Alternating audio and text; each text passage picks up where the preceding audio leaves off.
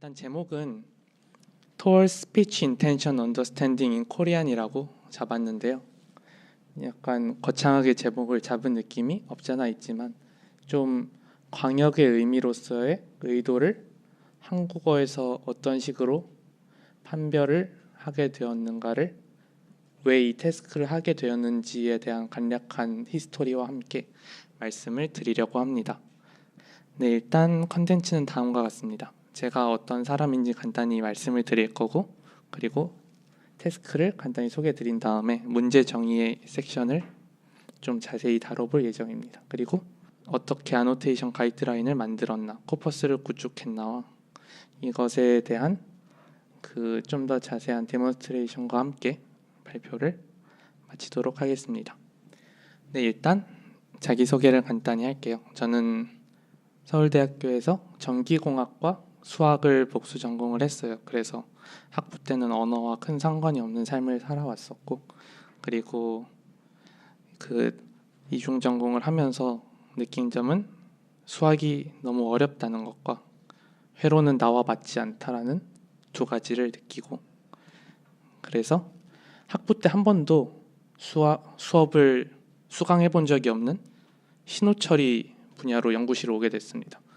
그래서 와서 DSP다 스피치 시그널 프로세싱 같은 과목들을 공부를 하면서 스피치가 어떤 식으로 인식이 되고 신호 처리가 되는구나 하는 점들을 배웠었고요. 그래서 스피치 프로세싱 랩에 지금 있고 저만 거의 자연어 처리를 혼자 하고 있는데, 초반에는 그래서 소스 세퍼레이션이라고 블라인드 소스로부터 어떤 물체들이 있는지 알아내고 사람 목소리를 세퍼레이트하고 그런 것과, 그리고 음성인식에 좀 중요한 보이스 액티비티 포인트 디텍션 같은 거를 초반엔 연구를 많이 했었습니다. 근데 아무래도 프로필 사진에서도 아실 수 있듯이 음악을 좋아하는 편이라 사실 연구실에 들어온 궁극적인 목적은 최종적으로 음악을 체보를 하고 자동 작곡을 하는 걸 AI로 해보고 싶어서 들어갔었는데요. 이게 음악에 관해서는 인더스트리얼하게 뭐가 많이 없기 때문인지 어느 순간 교수님이 태스크 하나를 가져오셨습니다. 태스크 이름은 로봇용 프리러닝 임베디드 자연어 대화 음성 인식을 위한 원천 기술 개발이라는 태스크였어요.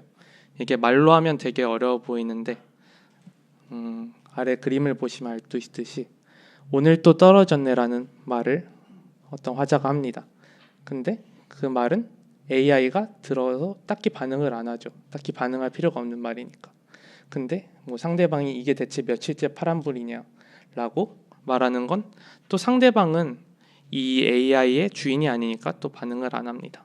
근데 다시 AI의 주인이 지금 손실이 얼마지라고 물으면 얘가 나와서 답을 하는 거예요. 지금 손실이 얼마입니다.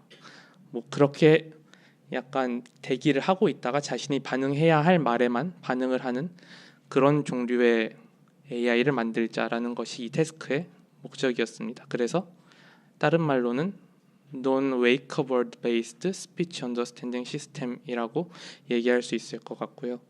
많은 회사들에서 제공하는 서비스에 OK 구글이나 하이 빅스비 같은 말이 없어도 동작을 할 수 있게 하는 인공지능 에이전트를 만들자라는 것이 최종적인 목표였던 것 같습니다. 그런데 이게 들을 때는 그러면 되겠구나 하는데 어떻게 해야 하나로 생각해 보니까 좀 막막하더라고요.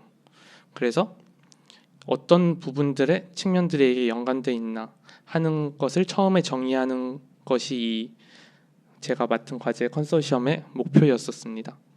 그래서 일단 생각해 볼 수 있는 거는 스피커 디펜던시가 가장 큰 것 중 하나겠죠. 그러니까 주인의 음성을 등록하고 그 목소리에만 반응하게 하는 것이 하나가 될 수 있고, 그리고 노이즈하고 펄한 그런 음성들의 리코그니션하고 방향을 알아듣는 빈포밍을 하는 것이 또 하나의 절차가 될 수 있을 것 같습니다. 그리고 마지막으로 제가 접근한 어프로치가 스피치의 인텐션을 판단하자라는 거였는데, 어떤 어터런스들의 AI가 반응을 해야 하는가를 좀 정의를 해보는 과정을 오늘 좀 자세히 설명을 드리겠습니다. 여기서 가장 중요한 건 이제 인텐션이란 단어의 정의라고 생각을 했어요. 그래서 이걸 어떤 측면에서 바라볼 거냐, 디스코스 컴포넌트라는 측면, 그리고 스피치 액트라는 측면, 레토리컬니스라는 측면, 이렇게 세 개에서 크게 바라볼 수 있을 것 같다 라고 생각을 했었고요. 그리고 어노테이션 가이드라인을 만드는 방법, 그리고 여기에 포네틱 피처들을 플라이하는 방법들에 대해서도 오늘 간단히 설명을 드리겠습니다. 일단 인텐션이란 말을 들으면 많은 분들이 인텐트라는 말을 생각을 하실 텐데요. 그 논문들을 서베이 해본 그 경험에 따르면 약간 미묘한 차이가 있는 것 같아요. 그래서 인텐트 언더스탠딩이라는 건 주로 슬로우 필링이라 많이 같이 쓰이더라고요. 그래서 도메인 스페시픽한 태스크들에 많이 적용이 되는 것 같고, 어떤 센텐스가 주어지고 그 센텐스가 어떤 도메인에 속하는 바라이고 거기에서 원하는 인텐트, 뭐 예컨대 비행기 예약, 보류, 그런 태스크들이 될 수가 있고, 그 각각의 아규먼트, 어떤 항을 원하는가, 그 항에 속하는 아이템들이 무엇인가, 이런 걸 결정을 하는 것이 인텐트 언더스탠딩 앤 슬로우 필링이라는 이름으로 같이 많이 사용이 되는 것 같아요. 아래 논문은 그 중에서도 비행기 예약과 관련된 데이터셋을 사용을 하는 논문이고, 실제로 보시면 센텐스에 대해서 각각의 워드들이 해당하는 슬롯을 채워나가는 그런 종류의 인퍼런스임을 알 수가 있습니다. 그런데 인텐션이란 말은 제 의견으로는 좀 더 포괄적인 말인 것 같아요. 이 최근에 나온 스피치 인텐션 언더스탠딩 논문을 보면은, 이거는 트라우마 그 응급실 상황에서 어떤 그 나온 발화들이 갖고 있는 제너럴한 목적 같은 거를 레이블링한 그런 데이터셋이었는데, 비단 이 논문에서만 그렇게 쓰이는 것은 아니고 많은 논문들에서 인텐션이란 말이 이렇게 어떤 발화가 속하는 그런 그 발화가 가지고 있는 본질적인 시멘틱을 많이 건드리는 것처럼 보였습니다. 이게 뭔가 누가 법으로 정한 그런 용어 같은 건 아닌데 많은 논문들에서 이렇게 반영이 되는 것 같았고요. 그래서 이 테이블을 보시면 뭐 디렉티브 같은 경우에는 뭔가 태스크를 어사인하고 그다음에 인스트럭션을 가르쳐주고 코맨드를 내리고, 혹은 리스폰스가 될 수도 있고 리퀘스트가 될 수도 있고, 이렇게 리포트, 그냥 리포트한 건 디스크립트한 문장이겠죠. 그런 얘들이 될 수 있어서 이렇게 각 문장들을 코어한 역할에 맞게 나누는 것이 인텐션에 가깝다고 많은 페이퍼들이 그렇게 얘기를 하고 있었습니다. 그 중에 제가 다루는 거는 인텐션 언더스탠딩이었는데요. 이게 한눈에 보기에는 약간 센텐스 타입에 많이 실제로 좌우되니까 그것과 많이들 혼동을 할 수 있을 것 같아요. 처음에 저도 이쪽으로 진행을 했었고 코퍼스를 만들고 있었었는데, 실제로 저번에 빅스비 디벨로퍼 데이라는 행사에 갔을 때 많은 유의 문장들이 뭐뭐 해줘, 뭐뭐 하니, 뭐뭐 해줘라, 이렇게 직관적으로 이거는 명령이다, 이거는 질문이다 라는 걸 파악할 수 있는 방식으로 많은 예문들이 쓰이더라고요. 실제로 물론 이런 예문들이 실제로 사람들도 많이 사용을 하고 가장 혼동 없이 그 인텐션을 전달을 할 수 있겠지만, 저는 AI 스피커나 아니면 AI 에이전트가 뭐뭐 해달라는 목적이나 뭐뭐 하냐고 묻는 것에만 대답하는 것이 아니라 좀 더 일상 대화에서 다양한 랭귀지 익스프레션들을 함께 이해할 수 있는 그런 종류의 에이전트가 되면 좋겠다고 생각을 했습니다. 그리고 항상 사람이 이렇게 정해진 포맷으로만 말할 수 있는 것도 아니고, 내가 원하는 방식으로 말했을 때 좀 찰떡같이 알아듣는 AI를 사람들이 좀 더 원할 수 있다고 생각을 해서 진행을 좀 더 서베이를 해봤던 곳이 이 각각의 시멘틱을 일단 알아보는 과정이었습니다. 아까는 평서문, 그 다음에 의문문, 그리고 명령문이라는 타입으로 나눠졌었는데, 이것에 갖고 있는 코어 미닝에 대해 연구를 한 논문들이 있었어요. 언어학 쪽에서 있었는데 1985년에 처음 걸 포괄적으로 정리했던 논문이 사덕 앤 스위키라는 사람들의 논문이었는데, 이때는 뭔가 형식 의미론적으로 깊게 들어간다기보다는 약간 엠피리컬하게 크게 이렇게 세 개의 센텐스 타입이 있으며 이런 문장들은 각각 이런 상황에서 이런 대답들에 어울린다, 이렇게 데이터를 중심으로 다가갔던 논문이고요. 포트너란 사람이 이 개념을 발전을 시켜갖고 2004년쯤에 각각의 그 문장 타입들이 가지고 있는 시멘틱한 역할들이 있다. 예컨대 디클라라티브, 즉 평서문이라고 한다면 상대방과 내가 갖고 있는 커먼 그라운드, 즉 공통 기반 지식에 어떤 인포메이션을 더해주는 그런 역할을 하는 것이 디클라라티브이고, 인테로게티브라고 한다면 그 퀘스천 셋을 갖고 있다. 그래서 그 퀘스천들의 답들이 새로운 내가 어떤 가능 세계의 원소들이 될 수 있는 그런 종류의 문장들을 지칭을 하고, 임페라티브, 즉 명령문이라고 한다면 그 퀘스천 셋들이 이번엔 투두 리스트란 개념으로 바뀌는 거예요. 그래서 이 세계에서는 이 들은 사람들이 이런 행동들을 해야 한다라는 그런 의무의 개념으로 바뀌게 되는 시멘틱한 롤들이 있다라는 개념으로 이렇게 크게 세 가지 타입의 문장들의 시멘틱한 속성을 정의를 했습니다. 저는 이 논문을 처음 보고 세상에 많은 발화들이 이런 코어한 미닝들을 가지고 있고, 그 퀘스천 셋이나 투두 리스트를 찾아내는 것이 우리가 문장을 듣고 나서 그런 것을 느낄 수 있다면 AI한테 그런 발화들이 어떤 것인지 훈련을 시켜서 그런 것들에 반응을 하도록 하면 좀 더 효율적으로 반응하지 않아도 될 말에 반응하지 않고 반응해야 될 말에 반응하는 그런 AI를 만들 수 있지 않을까라고 생각을 하고 진행을 하게 되었습니다. 근데 이 분야에서 이미 많이 연구된 주제가 스피치 액트라는 주제더라고요.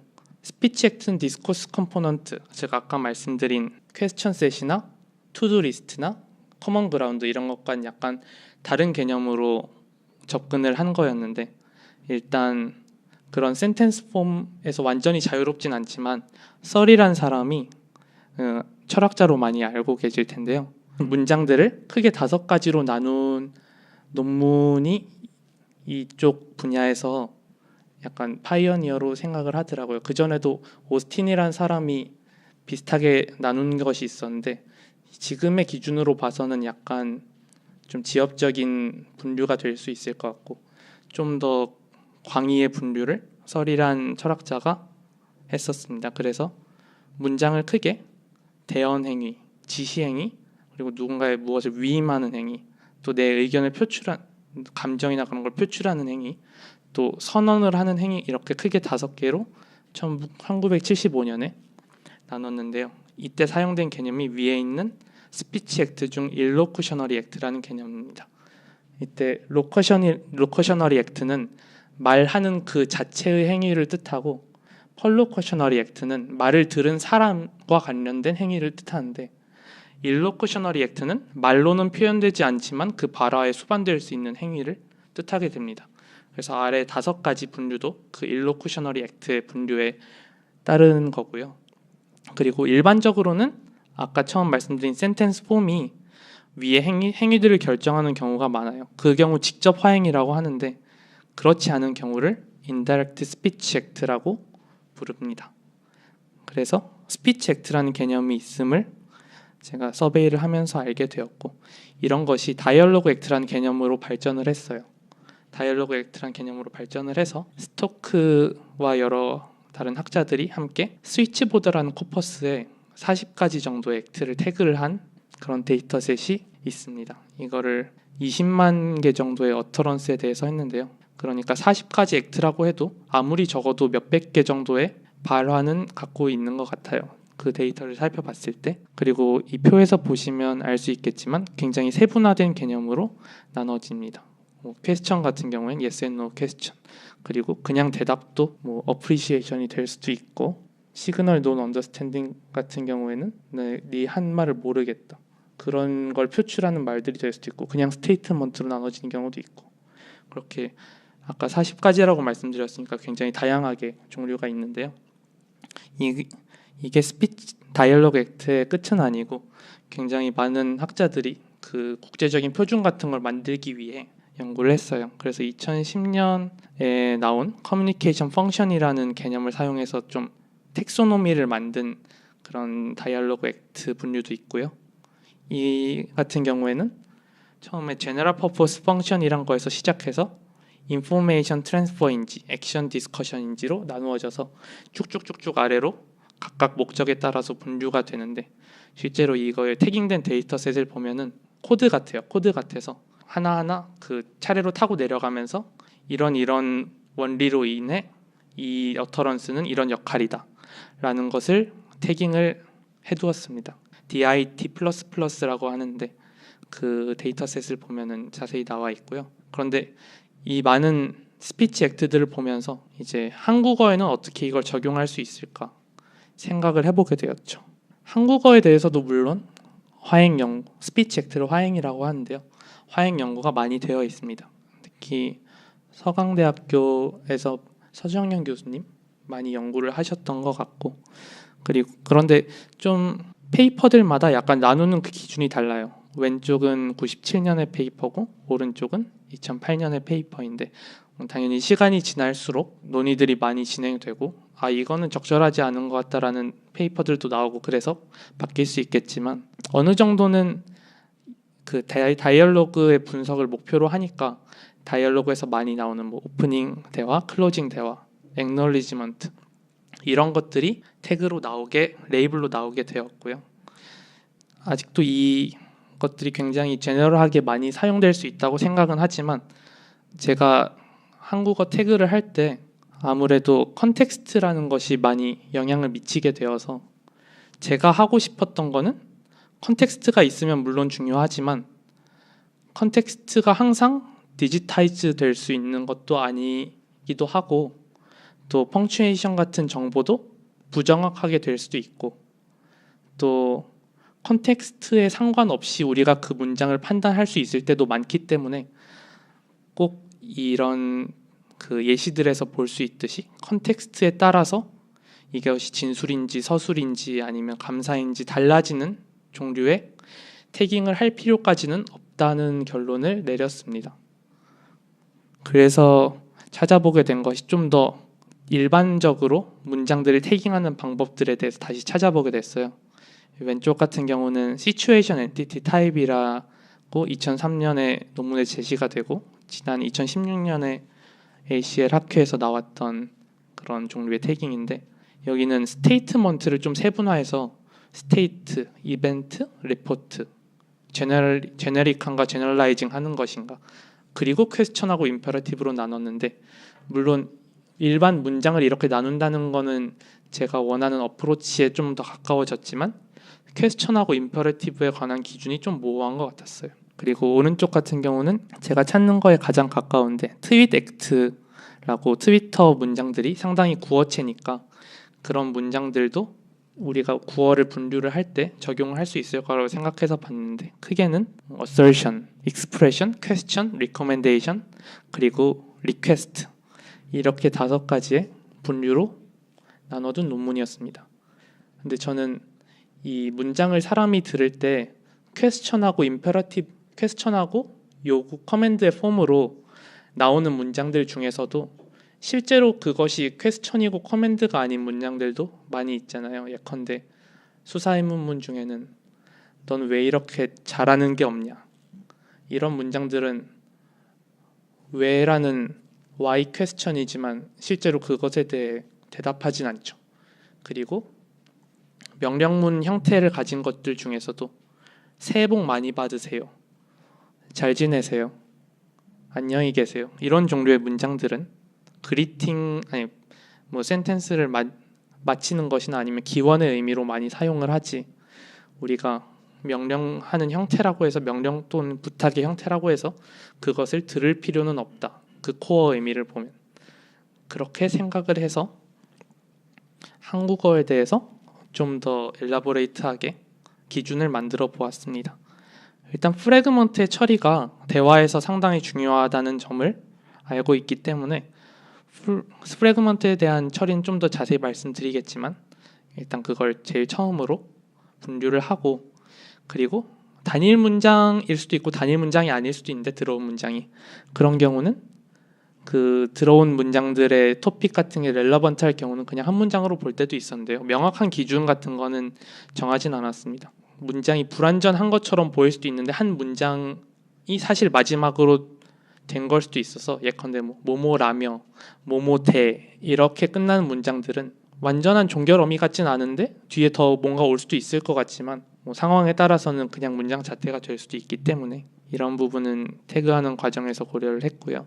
그 다음 중요한 것이 한국어에 인토네이션을 넣어서 그 정보로 결정이 가능하다. 그럴 경우에는 인토네이션 디펜던트한 문장으로 따로 빼주었습니다. 하지만 그럴 필요가 없다. 그걸 주어지지 않아도 이게 질문인지 수사의문문인지 아니면 서술인지 수사 명령문인지 요구인지 알 수 있다라고 한다면은 이건 클리어컷 케이스라고 지칭을 했어요, 저는. 그래서 5가지의 항목으로 나눠주는 이런 과정을 한국어 의도 파악에서의 문제 정의 과정으로 생각을 하고 진행을 하였습니다.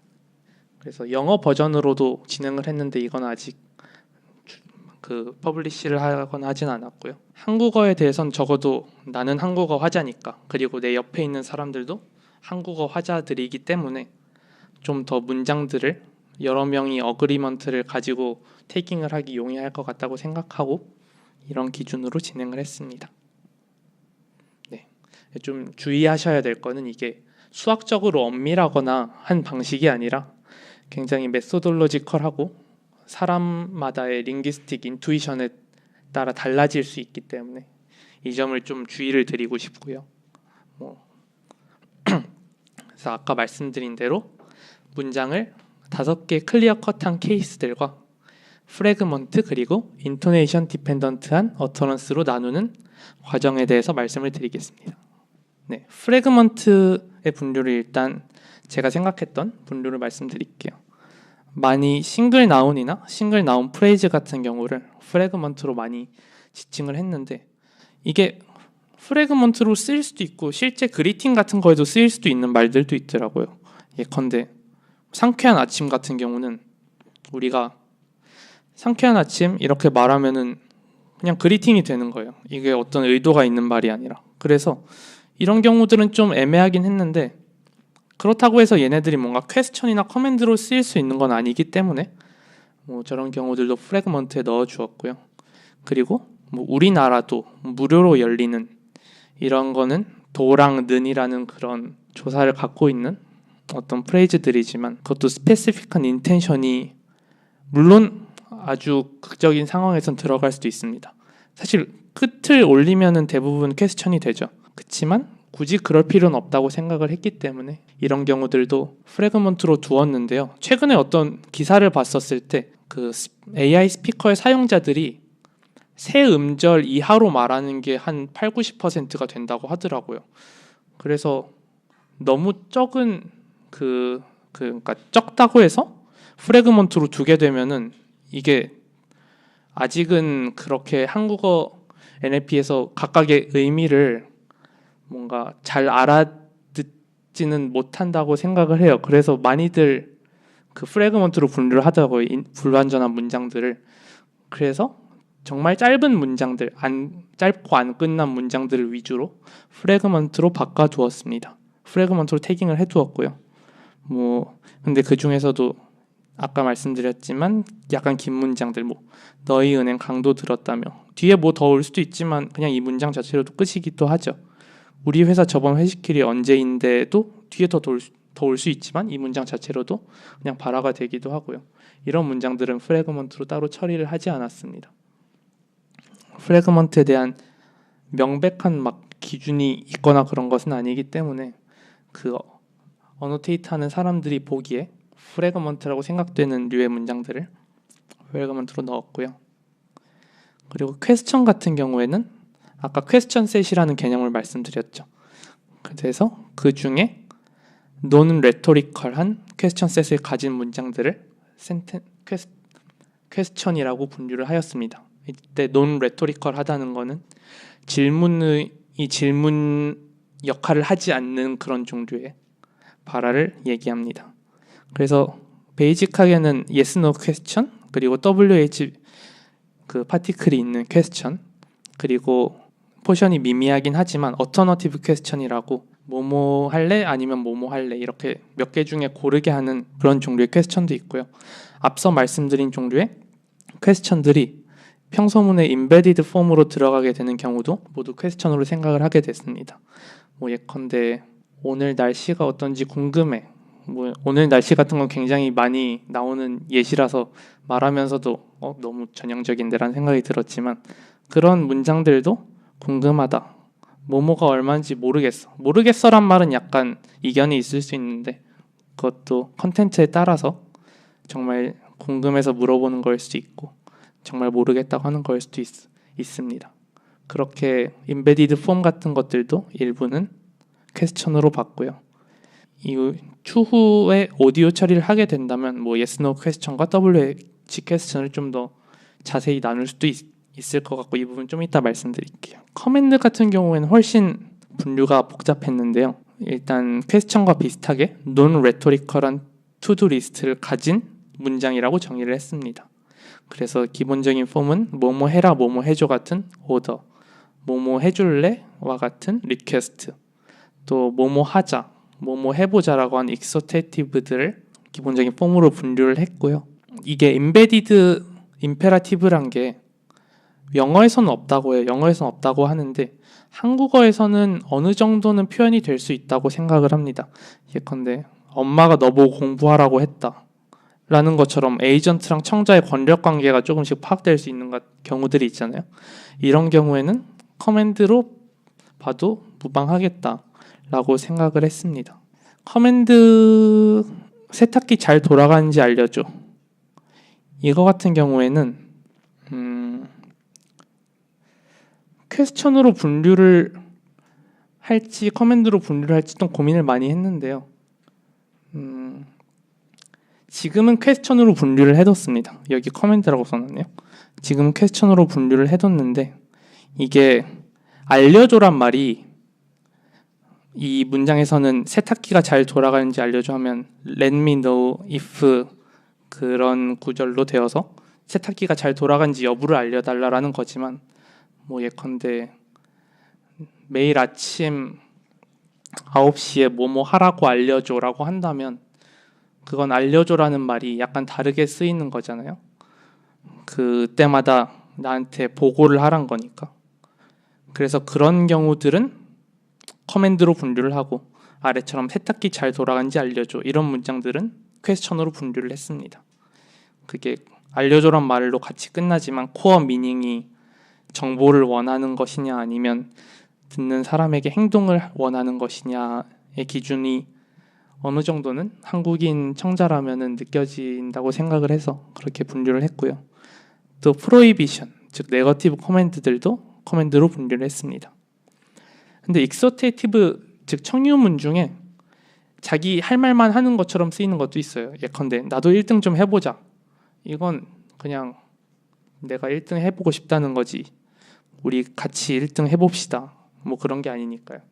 그래서 이런 문장들의 경우에는 커맨드의 형태를 띠고 있지만 그냥 스테이트먼트들에 들어갔고요. 레토리컬 커맨드에 들어갈 때도 있었습니다. 컨디셔널 임페러티브가 엄청나게 복잡한 개념이었어요. 서베이를 해보고 나니까. 그래서 당장 그 손을 떼지 않으면 죽음을 면치 못할 것이다 라는 말도 코퍼스에 있었는데, 이런 문장도 그 손을 떼라는 그 네거티브 커맨드가 되겠죠. 결론적으로 말하고 싶은 거는. 근데 이때 조건절을 수반한 명령문이 투두 리스트를 무효화시키는 경우가 있어요. 예컨대 쏠테면 써봐 같은 경우는 써보라는 거지만 결국 쏘라는 건 아니잖아요. 근데 이게 2시 되면 나 좀 깨워줘도 분명히 컨디셔널라이즈드 임페러티브인데 앞에 거는 날 쏘라는 얘기는 아니고 뒤에 건 날 깨워달라는 거죠. 그래서 이런 거는 굉장히 컨텐츠에 민감하게 분류를 하게 되었습니다. 그리고 퍼미션으로 해석될 여지가 있는 문장들도 상당히 많아요. 예컨대 피곤하면 집에 가 같은 경우는 너가 피곤하면 너가 집에 가라는 것인데, 그 너가 피곤하면의 주체가 너잖아요. 그래서 어떤 객관적인 상황이나 내가 결정하는 게 아니기 때문에 이거는 커맨드라고 보기는 어렵다. 그냥 너가 집에 가도 된다라는 것을 얘기하는 거라고 생각을 해서 퍼미션으로 분류를 하고 레토리컬 커맨드에 넣게 되었습니다. 또 프래그먼트 형태이지만 통상적으로 명령으로 쓰일 수 있는 것들도 들어가게 되었어요. 다음 신호등 받고 유턴, 여기 예시문 중에 마지막에 있는 거는 좀 특별한 상황이긴 하지만 명령으로 통상적으로 쓰일 수 있는 말들이기 때문에 커맨드를 들어가게 되었고요. 여기 아래 써놨네요. 질문의 의도를 가지지만 명령문인 것은 질문의 포함. 이거는 아마 지금 많은 AI 에이전트들도 하고 있을 것 같은데, 이거를 좀 더 코어 미닝 측면에서 접근하기 위해서는 퀘스천 셋의 개념을 갖고 오는 게 좋을 것 같아서, 그래서 퀘스천 셋을 그러니까 투두 리스트도 분명 있지만 알려줘, 찾아줘, 검색해줘, 말해줘의 투두 리스트이지만 그것이 결론적으로 원하는 건 어떤 인포메이션인 문장들에 대해서는 질문에 포함하게 됐습니다. 그 다음은 레토리컬 퀘스천인데요. 이 부분이 실생활에서 많이 쓰이지만 우리가 AI 스피커에 말할 일은 그렇게 많지 않죠. 근데 제가 추구하는 것이 반드시 시키거나 묻거나 하는 종류의 에이전트뿐만이 아니라 넌 태스크 오리엔티드이면서 태스크 오리엔티드가 하는 행동들도 함께 할 수 있는 그런 코드 스위칭이 자유롭게 되는 종류의 에이전트를 추구를 하고 있어서 레토리컬 퀘스천 같은 경우에도 분류에 넣게 됐습니다. 주로 화자가 놀람, 화남, 질책 등을 표현을 하게 되죠. 하루가 멀다고 왜 이러니? Y 퀘스천이지만 Y 질문은 아니죠. 그리고 뭐 하다가 이제 연락하니? 이거는 상황에 따라서는 질문이 될 수도 있는데, 그래도 느낌상 레토리컬한 느낌이 훨씬 강해서 너가 이제 연락한 것에 대한 질책의 측면이 훨씬 강하다고 생각을 해서 이런 쪽으로 분류를 했고요. 태그 퀘스천들이 상당히 많이 포함이 됩니다. 정말 아름답지? 그렇지 않니? 이건 yes, no 퀘스천이지만 결국은 내가 정말 아름답다고 말을 하고 있는 거죠. 근데 애매한 부분들이 있어요.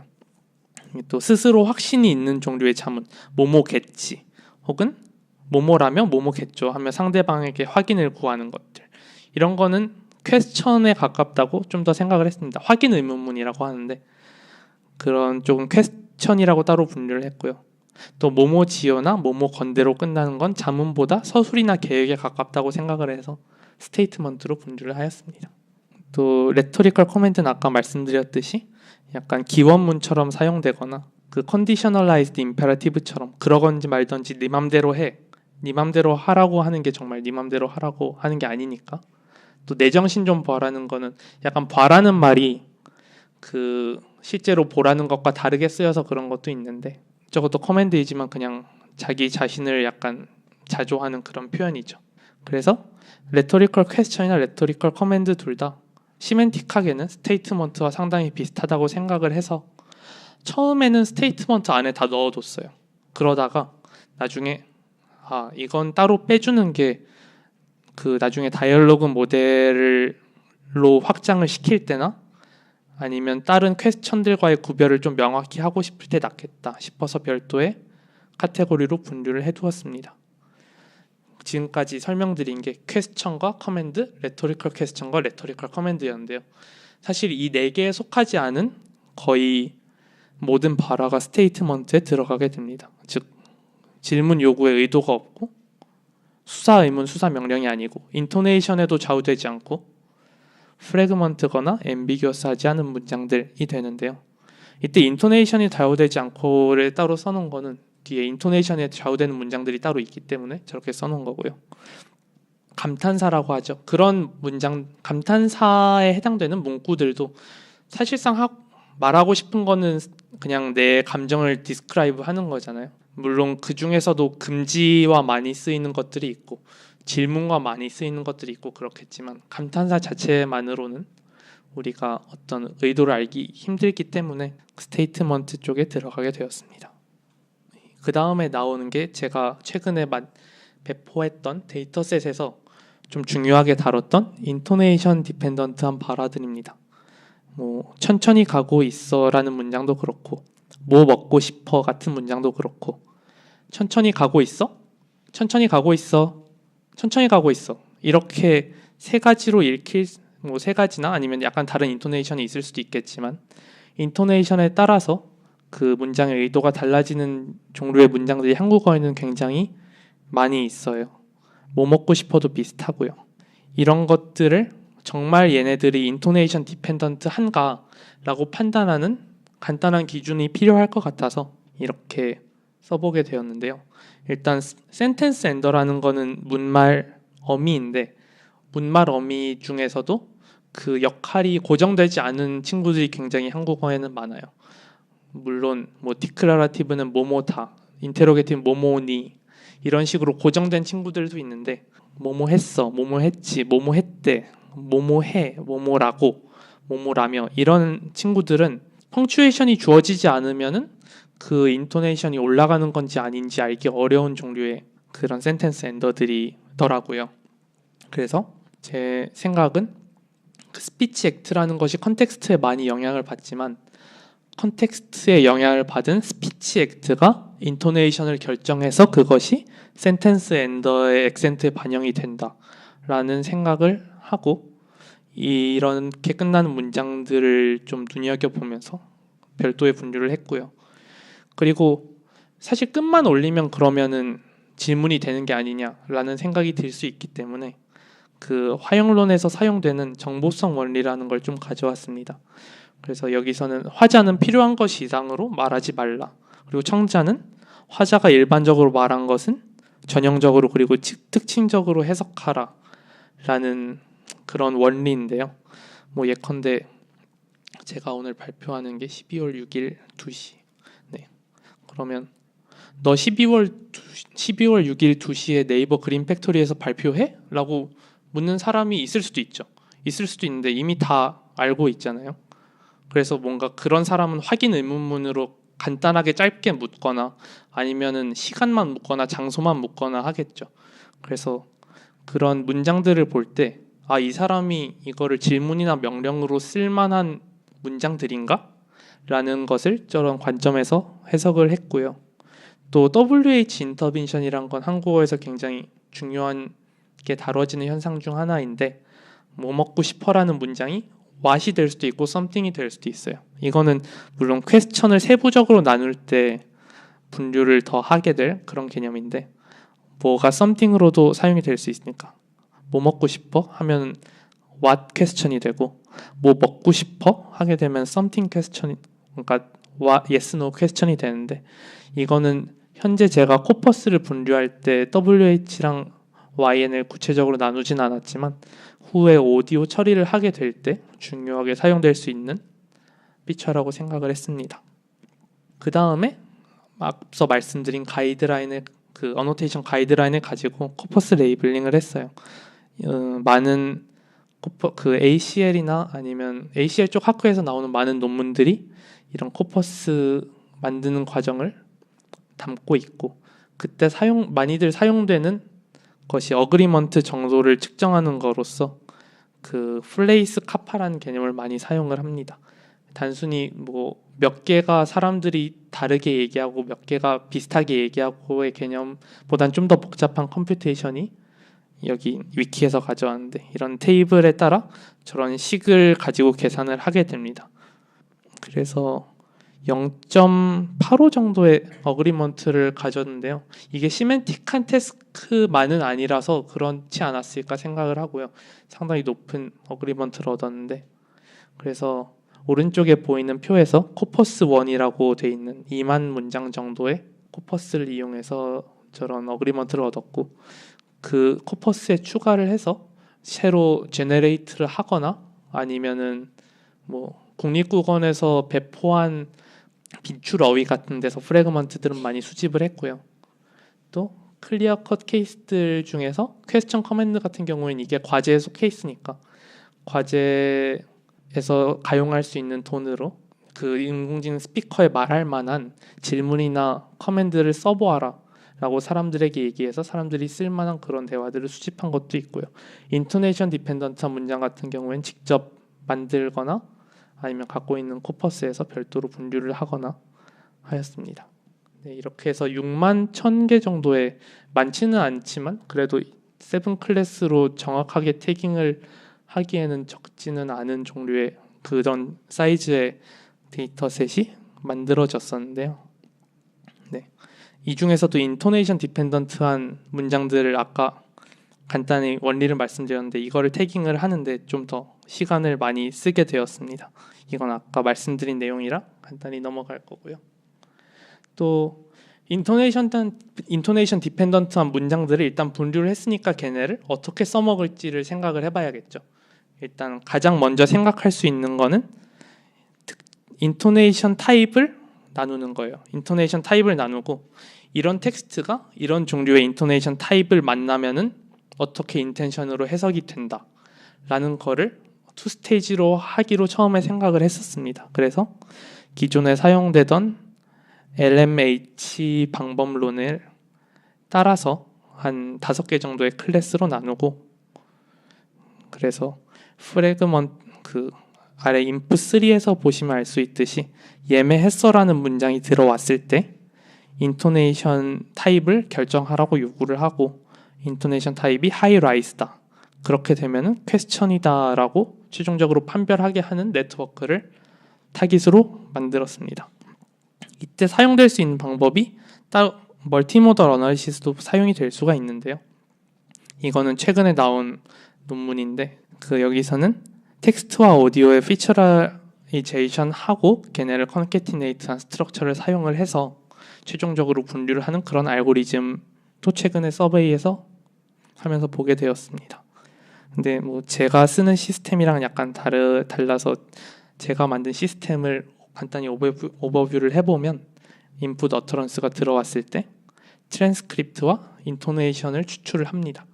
그래서 이것이 프래그먼트인지 클리어 컷한 5가지 케이스인지 인토네이션 디펜던트한 어터런스인지 분리를 한 다음에 인토네이션 디펜던트한 어터런스들에 대해서는 추가적으로 인토네이션 에이디드 애널리시스를 하게 되는 그런 구조입니다. 그래서 처음에 7가지로 분류를 하는 걸 FCI 모듈이라고 칭했는데요. 이거는 텍스트 인풋이고 레이블 아웃풋이에요. 그래서 일단 퍼펙트한 ASR을 목표로 하지만 ASR 에러도 충분히 있을 수 있기 때문에 그 점도 고려를 나중에 했습니다. 그래서 트래디셔널한 NLP 어프로치들을 이용해서 진행을 했는데요. 그래서 이 부분은 NLP를 지금 하시는 분들도 아마 익숙한 부분일 것 같아서 빠르게 넘어가자면 스파스하고 덴스한 워드 벡터들이 있다. 그리고 리니어하고 논리니어 클래시파이어들이 있다. 이것은 원합 벡터는 텀 익시스턴시를 기준으로 바이너라이즈 하여 피처라이제이션을 하는 과정이고, TF-IDF는 그것이 각 문서에서 어느 정도의 비율을 가지고 있는지를 고려를 하게 된다.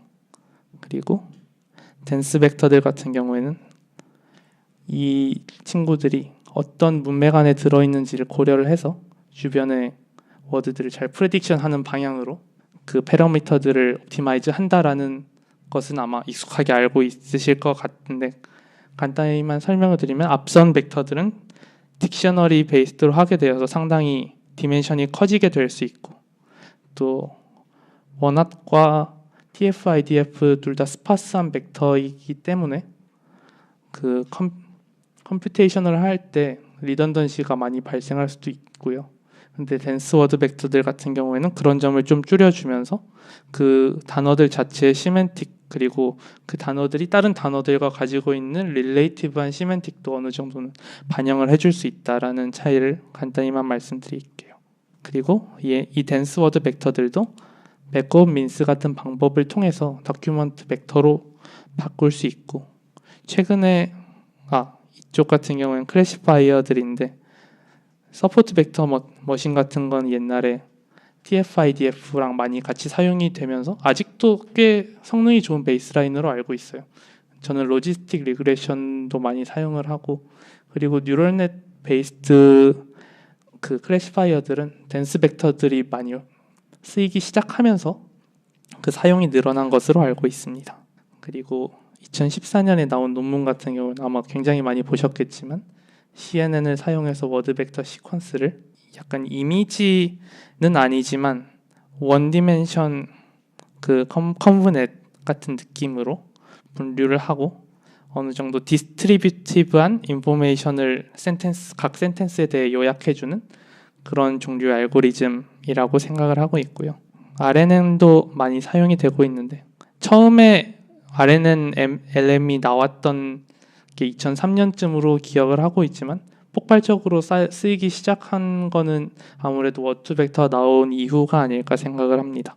그래서 바이디렉셔널 LSTM 같은 것으로 베니싱 그레디언트 문제를 해결을 하고 앞부분에 정보들을 많이 잊지 않게 하는 종류의 알고리즘들이 나오게 되면서, 그리고 아무래도 GPU 사용이 훨씬 증가를 하게 되면서 많이 쓰이게 되었고요. 이건 오른쪽에 있는 그림은 직접적으로 관련되긴 했지만 파이어니어 논문은 아닌데 97년 논문이 바이디렉셔널 LSTM이 많이 인용되었던 것 같아요. 97년 논문이 많이 인용되던 것 같고, 오른쪽 그림은 이해를 그냥 돕기 위해 넣어두었습니다.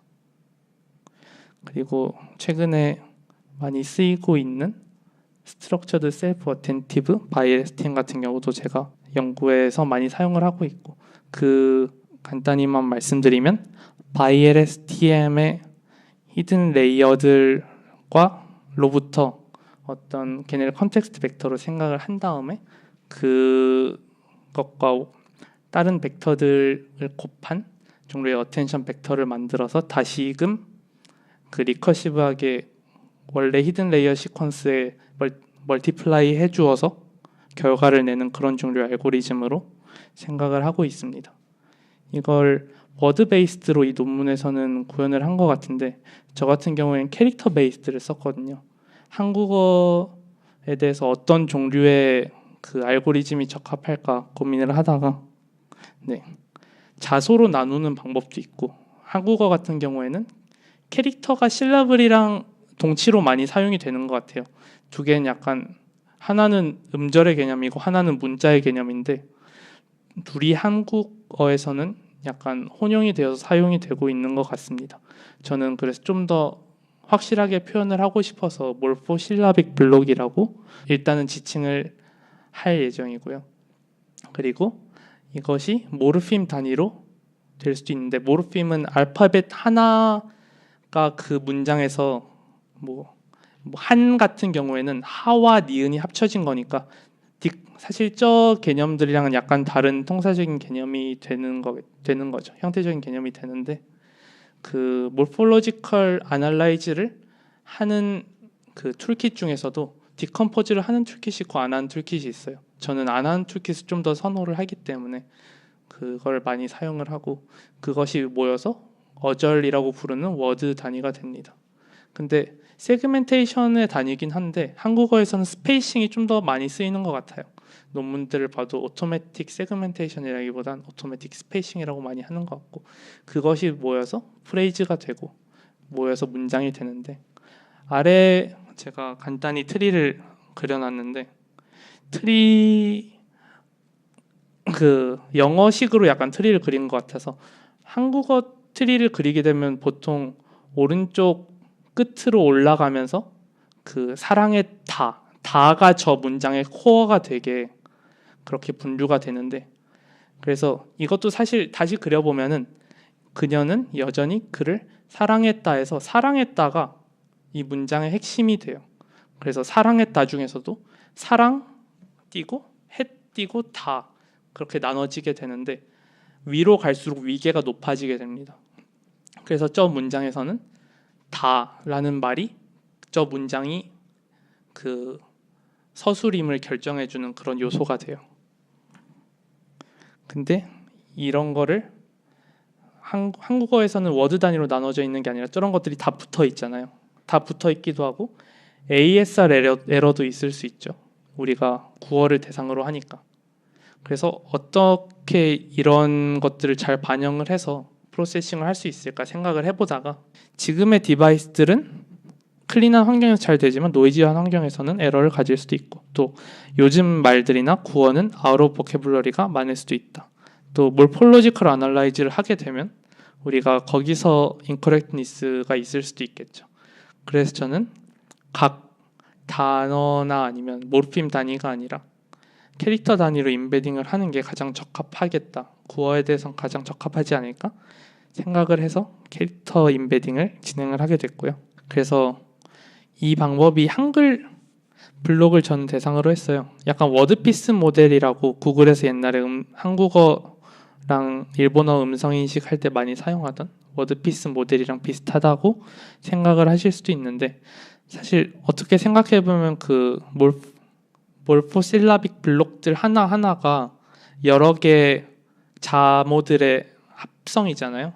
그래서 그 각각이 캐릭터로 사용될 수도 있지만 서브워드로도 사용될 수 있다고 생각을 했기 때문에 그 패스트 텍스트라는 페이스북에서 나온 그 속도가 빠른 워드 벡터 임베딩 하는 툴킷을 이용을 해서 코퍼스를 서브워드 단위로 분리를 한 다음에 거기서 이제 각 음절만 우리가 갖다 쓸 수 있겠죠. 그 음절들을 마치 워드인 것처럼. 그래서 그렇게 사용할 수 있는 딕셔너리를 만들고 그 모델을 릴리즈를 했고요. 이거는 그 과제를 위해 모았었던 200만 문장 정도의 드라마 코퍼스를 통해 수집을 했기 때문에 구어에 상당히 적합할 거라고 생각을 하고, 그리고 2,500개 정도의 음절을 가지고 있는데, 사실 일상생활에서 쓰일 수 있는 것들이 1999년에 나온 논문에서 봤을 때는 2,500개 정도면 충분하다고 해요. 물론 가능한 조합은 11,172개이지만 그렇게까지 우리가 많이 쓸 일은 없고, 만약 없다면은 부족한 건 그냥 넘기면 되겠죠. 제로 벡터로 넘기면 될 거기 때문에. 그래서 캐릭터 임베딩을 사용을 하고 아까 말씀드린 ByLSTM 셀프 어텐티브 모델을 사용을 했습니다. 또 아까 말씀드렸듯 한국어가 오른쪽으로, 그러니까 뒤쪽에 메인이 오는 그런 언어이기 때문에 만약 문장을 자르게 된다면 앞보다는 뒤를 잘랐습니다. 앞보단 뒤를 잘랐대. 뒤보단 앞을 자르게 되었습니다. 그래서 인텐션 판별할 때는 그게 훨씬 유용할 것 같아서 그렇게 잘랐고요. 그렇게 해서 88% 정도 되는 어큐러시 그리고 0.8점 되는 F1을 얻어서 최근에 모델을 릴리즈를 하게 되었습니다. 네, 아까 말씀드린 RU 인터네이션 어터런스 그 디펜던트 어터런스 같은 경우에는 투 스테이지 어프로치를 취했다고 말씀을 드렸는데요. 일단 한국어는 영어와 액센트가 오는 양상이 약간 달라요. 그래서 아래 그림을 보시면 알 수 있듯이 왼쪽의 영어는 상당히 스무스하게 스펙트로그램을 볼 수 있고, 오른쪽의 한글 같은 경우는 이 몰포실라빅 블록별로 나눠져 있는 디스크리트한 그런 개념을 보실 수 있는데요. 스펙트로그램만 인풋으로 넣지 않고 RMSE 같은 것을 고려해서 넣으면 더 잘 되지 않을까라는 생각을 해서 저런 피처들을 같이 써서 실험을 했고요. 그래서 7,000개, 그렇게 많지는 않지만 연구실에 갖고 있는 7,000개 정도의 어터런스에 대해서 그 인토네이션 태깅을 해서 따로 인토네이션 클래시파이어를 얻었습니다. 그래서 이거는 인토네이션 클래시파이어의 구조고요. 얘네를 이제 FCI 모듈에서 인토네이션 디펜던트 한 어터런스로 판명이 되면은 얘네들의 캐릭터 시퀀스에 그 억실리어리 인풋으로 아까 말씀드린 인토네이션 레이블을 주는 거예요. 그래서 그로부터 어텐션을 뽑아낸 다음에 컬럼 와이즈하게 곱해서 클래시파잉하는 방식을 취했고요. 이거는 근데 문제점이 있다면은 아까 말씀드린 WH 인터빈션 같은 경우에는 센텐스 파이널 인토네이션만으로 구별을 할 수가 없겠죠. 왜냐하면 몇 개 가져오래라고 하면은 가져오래란 말에서 우리가 알 수 있는 건 얘가 질문인지 아닌지를 알 수 있는데, 몇 개라는 말에서 우리가 how many인지 should I bring인지를 알 수 있거든요. 그래서 근데 대부분의 문장에 대해서는 sentence final intonation이 중요한데, 이렇게 WH가 들어간 문장에 대해서는 WH 부근의 intonation이 상당히 중요해지게 됩니다. 그래서 이런 경우는 디스앰비규에이션이 필요하다고 생각하고 별도의 코퍼스를 만드는 작업을 하고 있고요. 근데 멀티모달 애널리시스를 쓰면은 이것이 아주 잘 될 거라는 예상을 할 수 있어요. 왜냐하면 얘는 전체 스펙트로그램을 인풋으로 받을 테니까. 근데 왜 이것을 쓰지 않았냐고 말씀하시면 일찍 생각을 못한 상태로 코퍼스를 만들어서 이걸 너무 늦게 발견을 했습니다. 근데 꼭 이게 더 좋은 솔루션이라고 볼 수는 없는 게, 사람들 프로소디가 항상 뭔가 일정하지도 않고, 그래서 우리가 인토네이션만 가져온 다음에 우리가 알고 있는 시멘틱에 첨가를 하는 것도 나쁘진 않은 방법이라고 생각을 해서 그대로 진행을 했습니다. 그렇게 만든 것의 데모를 간단히만 보여드릴게요. 일단 아까 말씀드렸듯이 프래그먼트는 부가 정보가 필요합니다라고 말해주는 그런 데모고요. 근데 응 같은 경우는 분명히 알겠다는 말인데 여기서는 부가 정보가 필요하다고 하고 있죠. 이런 경우에는 응에 대한 의미가 제대로 반영되지 않아서 그런 것 같고요. 그리고 탑티어 학회됐다. 다음 주 월요일까지 휴가 다녀올게. 이런 말들 같은 경우는 다 디스크립트한 그런 말들이죠. 그래서 이 경우는 그렇다고 대답을 하는 종류의 그런 데몬스트레이션인데 이번 학기도 졸업이 어렵대 같은 문장 같은 경우는 졸업이 어렵냐고 묻는 걸 수도 있고 졸업이 어렵다고 하는 걸 수도 있죠. 그래서 목소리가 들렸으면 좋겠어요 라고 말을 하고 있고요. 또 답변을 요구하는 질문들을 좀 명확한 경우에는 언제까지 쓸 거야? GPU 몇 개 잡고 있냐? 추진비 얼마 받았지? 이런 경우에는 명백히 질문인데 누구 왔어 같은 경우에는 아까 말씀드렸듯이 WH 인터벤션이 생기게 되는 문장이라서 별도로 분류를 했고요. 워드 투 벡터로 바꿔봐. 월요일까지 해와라. 이런 경우에는 좀 명백히 질문이고 에어컨 좀 같은 경우도 아까 말씀드렸듯이 프래그먼트이지만 명령으로 사용될 수 있다고 생각을 해서 별도로 분류를 했었습니다. 이런 경우는 약간 사용자가 기분이 나쁠 수도 있는데 너무 덥지 않냐? 너는 왜 항상 그 모양이냐? 이거 이쁘지? 이렇게 대답했을 때 물론 대답을 착하게 잘 해주면 좋은데 이건 사실 의도를 판별하는 거지 다이얼로그를 만드는 건 아니라서 이런 의도가 들어왔을 때 이런 식으로 다이얼로그를 만들면 되겠다라고 지침이 될 수 있을 것 같아요. 그리고 레터리컬 커맨드 같은 경우에는 아까 말씀드렸지만 푹 쉬어, 몸 건강히 잘 살아 이런 문장들이 많이 들어가게 되고 당신 나 사랑하기 하는 적은 잘못된 걸 예시로 넣어뒀습니다. 너무너무 심심해 같은 문장 같은 경우에는 우리의 기준에 따르면 알겠습니다가 돼야 될 것 같은데 레토리컬 커맨드로 분류된 걸로 봐서 제가 블랙박스를 아직 까본 건 아니지만 데이터가 많이 부족해서 그런 것이 아닌가 생각을 합니다. 또 인토네이션 디펜던트한 문장 같은 경우에는 종결어미의 영향을 많이 받기 때문에 그런 수집을 많이 할 필요가 있다고 생각을 합니다. 이건 아카이빙을 해서 아이캐습에 제출을 한 상태고요. 그리고 최근에 데이터들을 이제 기세 공개를 해서 그런 걸 홍보를 좀 했었는데 김지훈님이 그거를 보고 연락을 주셔서 이렇게 발표를 하게 됐고요. 오른쪽 같은 경우에는 제가 올린 그런 데이터셋을 이용한 튜토리얼도 함께 올려두었습니다. 그래서 NLP를 배우고 싶은 외국인이나 NLP를 배우고 싶은 한국인들한테 도움이 될 수 있게 적어두었고요. 활용 방안은 굉장히 많이 있을 것 같은데 실시간으로 의도를 판별을 할 수도 있고 또 코퍼스를 만드는데도 좀 더 정확도가 올라간다면 사용이 될 수 있을 것 같아요. 그리고 새로운 어노테이션 스킴으로도 사용이 될 수 있다고 저는 주장을 하고 있고요. 그래서 아래 같은 경우는 아직 그 과제 발표 연차 평가를 하진 않았는데 이런 시나리오로 넣어볼 생각입니다. 대기를 하고 있다가 이 별표 친 사람이 주인이에요. 이 주인인데 화자가 일치하는 문장에 대해서 반응해야 될 말만 하는 거예요. 그래서 그 소리 좀 안 하면 안 되냐고 하는 거는 저 사람한테 말하는 거기도 하고 대답할 만한 문장도 아니니까 안 하는데 이제 어제 산 거 지금 얼마냐고 묻는 것에 대해서는 질문이라고 파악을 하고 거기서 어제 산 주식이 현재 가격이라는 질문 요소를 뽑아서 대답을 해주고 저거는 얼마 전에 저의 코인을 보고 쓴 거라 좀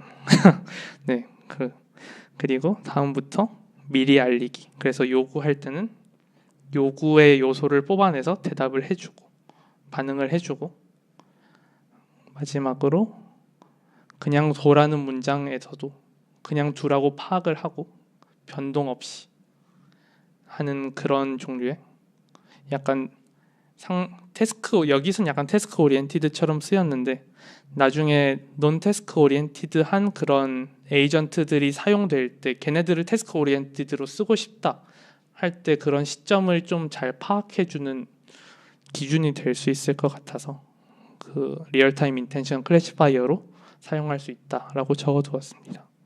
네, 개선점이 있다면 아까 말씀드렸듯이 멀티모달 어프로치가 사용이 될 수 있고요. 이 점은 제가 처음에 고려하지 못했는데 생각을 해볼수록 저게 더 맞는 것 같아요. 그리고 퀘스천이랑 커맨드에 대해서 좀 더 자세하게 나눌 수 있겠죠. 이 부분은 따로 코퍼스 만드는 작업을 진행을 하고 있습니다. 그리고 일단은 서울 코리안에 대해서만 하는데 다이얼렉트들은 어쩌냐. 다이얼렉트들에서는 문자도 바뀌고 언어도 바뀌고 그 다음에 억양도 바뀌잖아요. 거기서는 일단 예컨대 경상방언 같은 경우는 WH 퀘스천이랑 yes no 퀘스천이 어미가 다르다 그래요. 문노